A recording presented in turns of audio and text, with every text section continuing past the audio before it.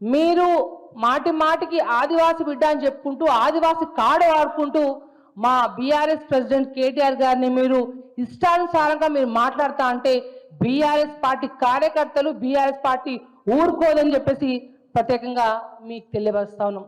మీరు ఒక మాట అన్నారు, కేటీఆర్ గారు అభివృద్ధి ఓర్వలేకే మాట్లాడుతున్నాడు. ఏందమ్మా ఏం మాట్లాడుతున్నాం?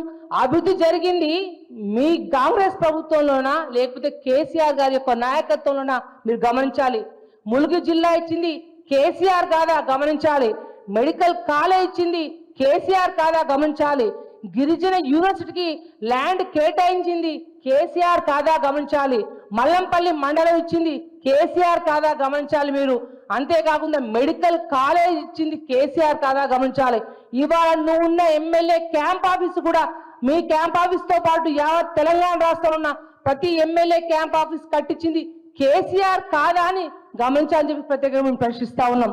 నువ్వు నిజంగా ఒక మహిళా బిడ్డ అయితే 2500 రూపాయలు మహిళలకు ఇస్తామని చెప్పేసి మీరు ఏదైతే ఎలక్షన్ లో ఇచ్చిన 420 హామీలతో పాటు 6 గ్యారంటీలతో పాటు ఈ 2500 నువ్వు ఎందుకు ఇప్పించలేకపోతున్నావో నువ్వు దానికి సమాధానం చెప్పాలి. నువ్వు మంత్రిగా ఫెయిల్ కాదా లేదా నువ్వు నాకు ప్రత్యేక సమాధానం చెప్పాలని చెప్పి మీకు తెలియపరుస్తా ఉన్నాం. అంటే మీరు మాట్లాడుతున్న విషయాన్ని పూర్తి స్థాయి ఖండిస్తూ ఇంకొకసారి ఇట్లాంటి చర్యలు మాట్లాడితే మాత్రం మంచిగా ఉండని చెప్పి హెచ్చరిస్తా ఉన్నాం.